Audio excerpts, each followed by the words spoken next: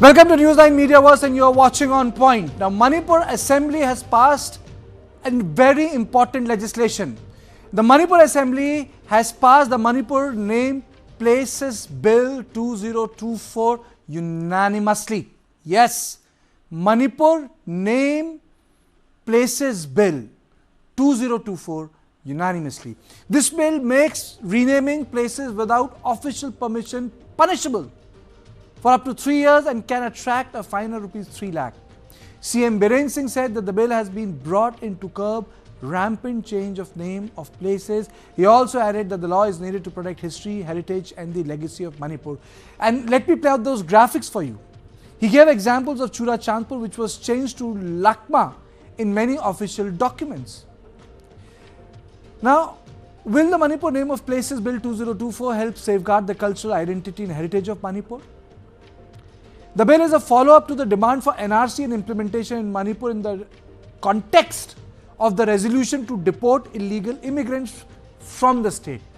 Can all these measures preserve the cultural identity and demography of Manipur? Because this battle today, which we see, has come down to demography, this has come down to Meitei community, it has come down to the historical connection of the Meiteis with the valley.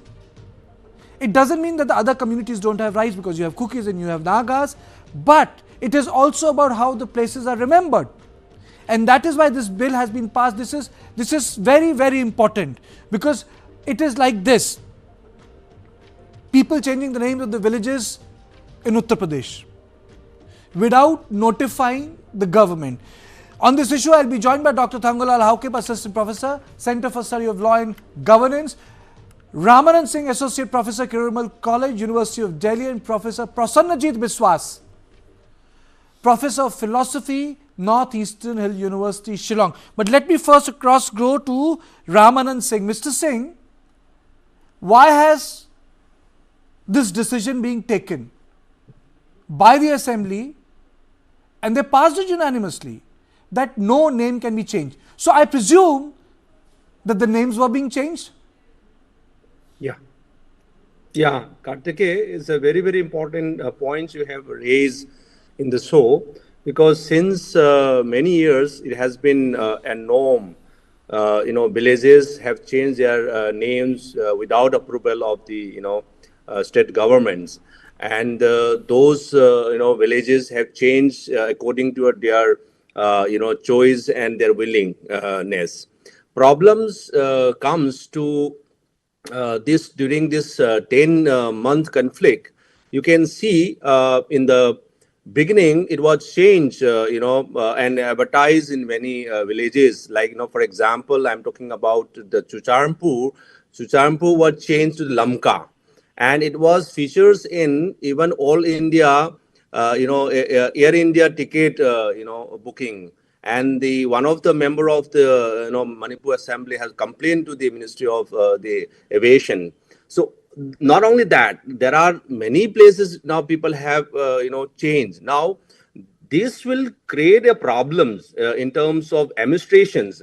Now any officers working in deported in one particular district, remote district, where his jurisdiction is confined to a particular name, and you have changed the villages, and the villagers will say, this is not in your jurisdiction. We are working, we are living in another jurisdiction. So the administrations, these kind of things make confusion to the administrations, and they are out of the control, these days. You can see even in conflict. Another very important point is this also create a social disharmony in during the conflict. While some community have changed Chucharmpur to Lamka, this was total unrest in the Meitei communities. People have talks about, and even some of the government officials use their letterhead mentioning the Lamka rather than the Chucharmpur. These kind of things create the social harmony in the state. So, Mr. Singh, these are the issues of memories. When you rename places, you recreate memories. Dr. Haukip, are you with me? Yes. It okay? Very warm welcome to you. Was it a concerted thing to rechange the history? recreate modern memories, or it happened on its own or inadvertently? I would like to welcome this kind of legislations for some form of governance, in the state of Manipur. But as an academic, I would like to situate, this current situation as well as, in a historical perspective, because without understanding this politics of name change and others, it would be difficult to understand properly why this kind of problems are coming up. Yeah, to go back to the name Churachandpur or Lanka, we have to understand how the hill areas were incorporated into the larger administrative structure of Manipur. If you go back to the history of Manipur, Manipur was colonized by the British in the 1890s. And later on, it was after 1919, the so-called Kuki rebellion, or what we call Anglo-Kuki War.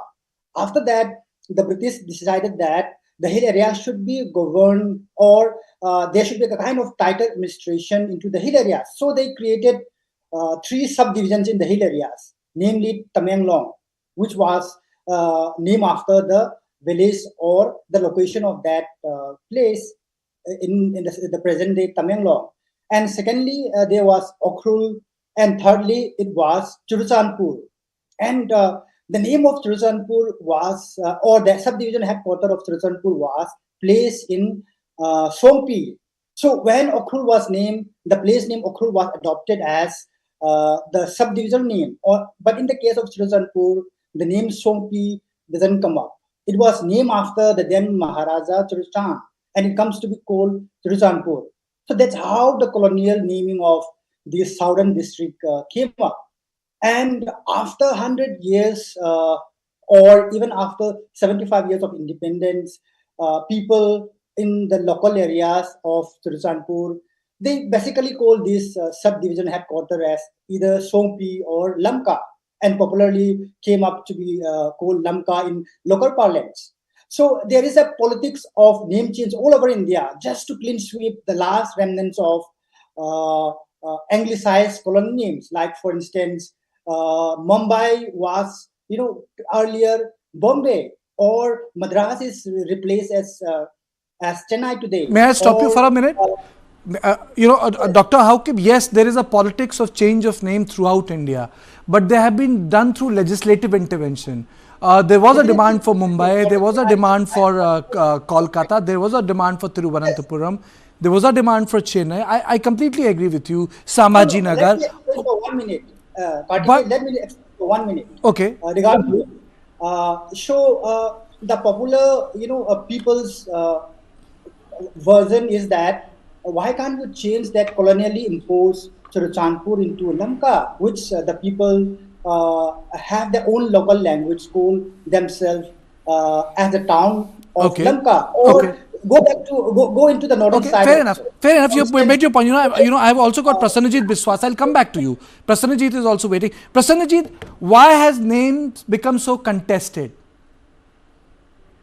This contest is something that is connected to the current conflict that is going on. It's a conflict of territorial legitimacy, I would say. And Dr. Haukip Robert has already explained how the name Songpi was turned into Churachandpur. So therefore, there's a history of the present name, which was a history of changing the name. And if it was a history of changing the name, there is a colonial intervention, there's an intervention from the dominant state power, and also there's a legislative process as attendant to that. Now, if people of the area want to return to a certain kind of a memorialization of their own past, and if they see that that past is something that requires renaming, so then in popular imagination already, an old name has emerged, which is the name called Lamka or the name called Songpi, And then there is a organization that renames it. Now all this is happening in the civil society sphere. The state is not really taking part, or even today's resolution has considered it as a criminal act. Now, that should it be considered as a criminal act, or there should be a kind of a process of dialoguing, a process of even understanding why people want to change the name, and then probably a legislative intervention would be required. Notably, no Kuki MLA was present in the assembly. That also needs to be noted at this point of time, because we are trying to see that the impact of this conflict in terms of territorial claims, in terms of claiming autonomy, in terms of claiming a greater power of governance over the hills, etc., are all undergoing a kind of a process of contestation and even competition. Now, in this process of competition and contestation, obviously there are two parties, and both the parties are angling in a certain way, positioning themselves in a certain way. So one kind of positioning is probably to return to an old name to which the one of the communities that live in that area can identify their own historical roots. So that could be a kind of a justification for it. But on the other side, whether name change requires a kind of a legislation, like today's legislation that has been passed by the Assembly, why a name change should be taken so seriously? Is it considered as a threat to the integrity of the state of Manipur? That point also has to be considered. Now, just because Kukis want to rename it, that should not be any reason to restrain them from renaming. And also, if there is a counterpoint that is coming from the Meitei side, that also needs to be considered. By law, I understand there is a history of coloniality. But the fact is that the only government of India and the state government has the right to change the name. You know, whether you call it a product of modernity or whether you call it a product of statecraft, but that's the rule of the land. That the government of the day has the right to do it. Now, if people continue, Brijesh also joins me, if people continue to change it and use it as a claim point for the ancestry, control on land, imagine or reimagine memories that they were the original owners, then I think it will create not only administrative but bigger political problems. Well, absolutely. You know, I come from a place called Allahabad, you know, which is world famous for Kumbh, Sangam and all. And in the popular imagination of the place, you know, people always called it as Prayagraj, you know, which is one of the railway station also there.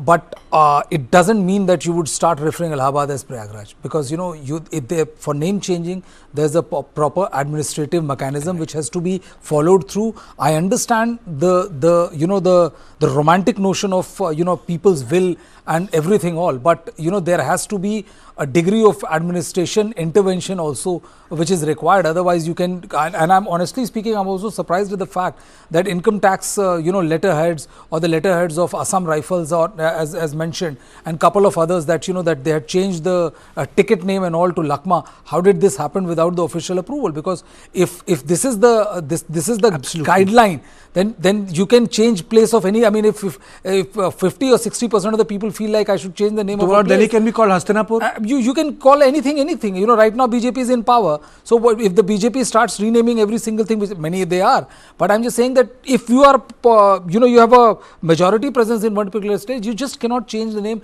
as per your whims and fancies. You know, there's a proper procedure that has to be followed. But I think that, Brijesh, there was another issue here. The issue was of impropriety, administrative lapse, and illegality, I would even go to say.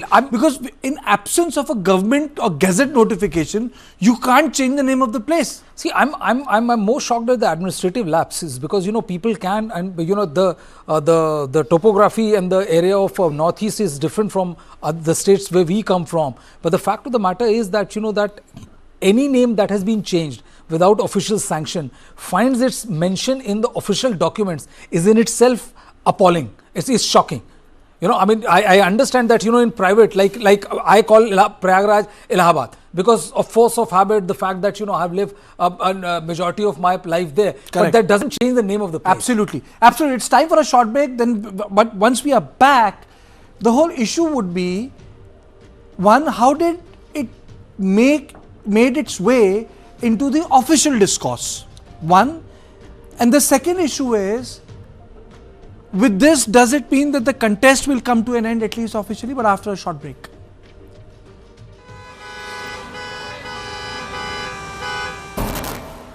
Bangalore traffic is an example of something that has gone wrong with our system. We have more than 50 flyovers in Bangalore city. If flyover is a solution to traffic problem, Bangalore should not have traffic problem. According to TomTom Traffic Index 2022, Bangalore is ranked as the second worst city in the world when it comes to traffic. The speed limit at the ORR is 80 kilometers per hour, but our vehicle has only moved 10 kilometers per hour. What Bangalore needs is a surgery, but what we have been offered repeatedly are band-aids.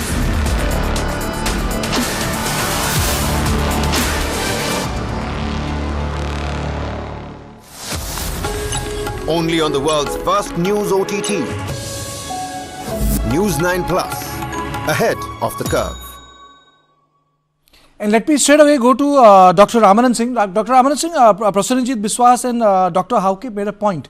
One had a point of coloniality and another had a point of, contesting visions in context of what their names were before they became part and parcel of the administrative structure of the new government. My question here is different. How did these words make their way into official discourse?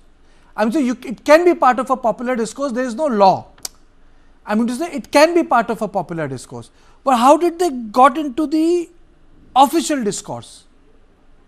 Yeah, see, Kartikeya, basically the point is that the proposed bill has already mentioned that there should be a committee, and there should be a 7-member committee will look after the proposals of renaming the area or the place or district.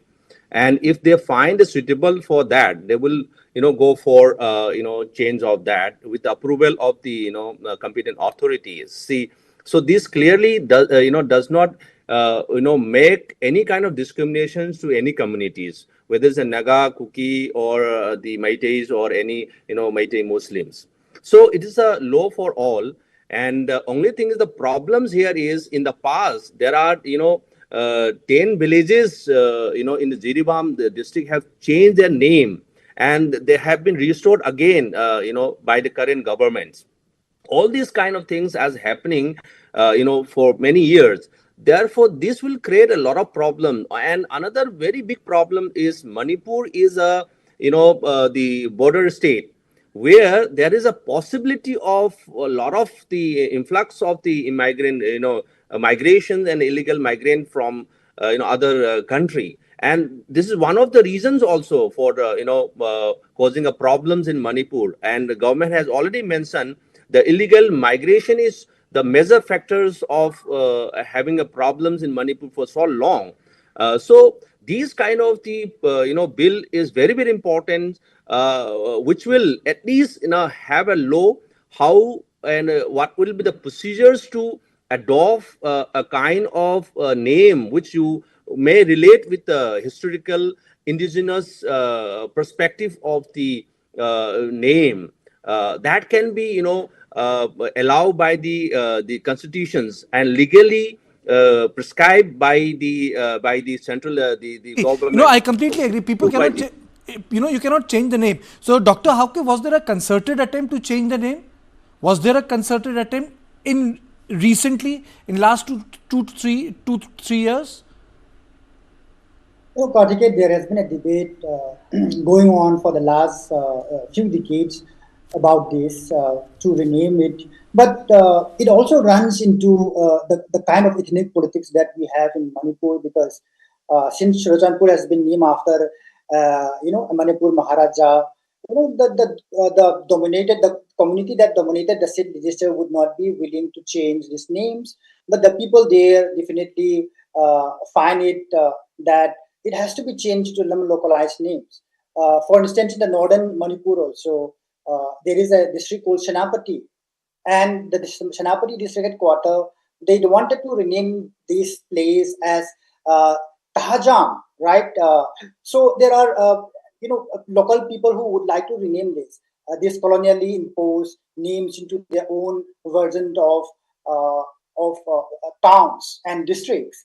So as much as I welcome this law, I also would suggest that there are many things to be done by the Manipur government. For instance, there are clerical mistakes in trying to put the names of the hill areas in Imphal. For instance, there is a subdivision called Singh Art, right? Singh Art is composed of two names called Singh and Art in Jou language. Singh means it's a tree, and Art means cutting down. So, however, in due to clerical mistake, this subdivision name has been written as Singh, something like Singh Jat, something like that, which we can't even pronounce it properly by the locals also. Such clerical mistakes has to be, simultaneously, corrected, as well as the colonized imposed names has to be also legally or constitutionally changed into the names that the local people wanted, so as to reflect the aspirations of the people. So these two things has to be done. First, I welcome the law, as well as there has to be a kind of legislations or corrections in the name of these people to reflect the aspirations of the people. That could bring peace into this state, as well as into the peripheral areas of the state. Prasanajit, you very beautifully spoke about the, it's a contest of memory. It is a contest of how to claim, your ancestry with land. But I think, this contest over who claims Manipur has become mutually exclusive to two communities, I'm not trying to romanticize the issue. There is something illegality. You just can't change names like that. But I have also witnessed one thing, that the imagination of Manipur is very community centric. Yes, I mean, it is taking an ethnocentric turn, The contest between Churachandpur and Lamka, you can see that Churachandpur is connected to the legacy of Maharaja Churachand, who actually came there and accepted a feast from the local community as a mark of his victory over the place, which was earlier called as Songpi. Now, you see, I mean, that history remains. Now, in the popular imagination, if that place has to be reclaimed, how will they reclaim? If they keep the name as Churachandpur, this is not connected to their history. It becomes an other history. Now, the problem of state here, can state always act as a kind of a mediator or as a referee or as an arbiter? Is a major question. Though any territory, any place has to be named in a legitimate manner. But before legitimacy is ascribed to it, there is this popular contestation, popular debate. And politically, this matter is so sensitive because Honorable Chief Minister of Manipur was saying that those who are after 1961 as inhabitants, their name should be struck off from the electoral roll. Now, in 1961, officially, it was Churachandpur. Old or new Churachandpur were dropped. Now, if 1961 is a cutoff, then definitely a minority community is supposed to prove its ancestry before 1961. And if they have to prove their ancestry before 1961, they have to go back to Songpi or Lamka, which literally means an intersection of four roads. One of the road is Tidim-Imphal Road, which is connected to Manipur's history in a major way, because Tidim-Imphal Road is the road where Second World War happened, through which Indian National Army entered or even later retreated. So you can see that there are these place names which are very, very important here. Tonjang, Sigel, Sukwang, all these places historically very important in terms of memorializing Second World War. So there is this memory that is present, and this memory is hardly represented, or it may be unrepresentable in the present official discourse and in present territorial division. Therefore, if naming can better integrate people, if it can make them feel at home at their own place, and if that ensures integrity of Manipur, I don't think renaming should become a major issue. though state has to take a call. And as one of the preceding speakers spoken, that 7-member committee is constituted. I hope there are enough representatives from hill areas, from Kuki people, from Naga people, from Chin people, from Jo people, and also from Meitei people, so that the committee can take a fair and a balanced look at the issue of renaming, keeping in mind natural justice. So if that kind of a process is evolved, then state will be fair to all the sides. Instead of taking part and taking side in a contestation, state can mitigate the contest, and probably the small issue of naming and renaming can be sorted out more amicably. Then taking it to the level of a conflicting point, I'm afraid that everything becomes a flashpoint, and we are still to be out of the preceding ethnic conflict. Long shadow of this conflict is falling on every act of naming or renaming at this point of time. So we need to mitigate that. Yes, I think that's very well put. But for the the better understanding of our viewers, let me just take them through the bill, because this bill is very, very important. This bill ensures that no naming happens arbitrarily and without official consent, which has been noticed. Yes, there are issues of coloniality, pre-coloniality and other issues, but in modern India, so names have to be changed as by the government only, or by the central government only, the state government. State government is entitled to that. So bill will protect history, cultural heritage and legacy of Manipur. But all this has happened at the point of time when conflict is on. So everything is getting bitterly contested, and as Prasannaji very beautifully said, there's a community view, ethnocentric view of history, ethnocentric view of food, ethnocentric view of place. And I think the larger rubric of, Manipur, encompassing rubric of Manipur, does not find its space, because the power structure, the MLAs, everyone, the voices, civil society actors, they have all taken ethnocentric positions on this. So the assembly had taken number of issues, they have passed a lot of bills, they have reiterated certain previously passed legislation, but this is the most recent one and the most important one, because it's going to have a durable impact.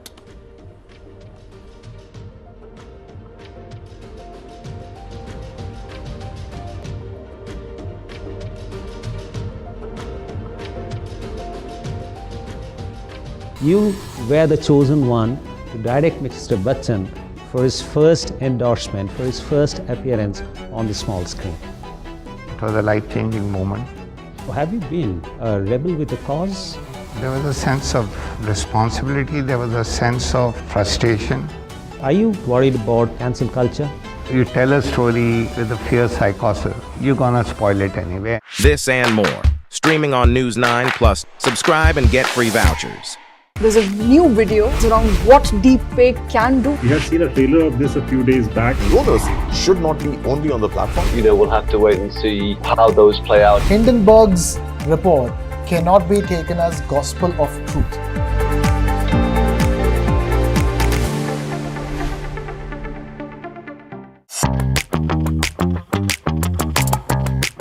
We are trying a lot of experiments, innovations and ideas. We came out with a new format in audio, which is audio series.